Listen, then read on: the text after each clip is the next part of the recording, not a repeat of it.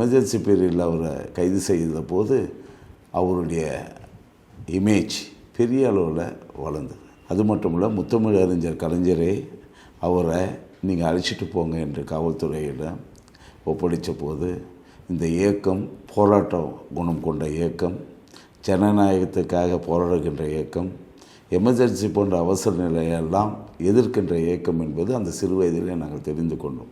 ஜனநாயகம் என்ன என்று எங்களுக்கு தெரிந்தது அந்த காலகட்டத்தில் தான். அதாவது எழுத்துரிமை, பேச்சுரிமை இவைகளெல்லாம் நசுக்கப்பட்ட காலம் அவை.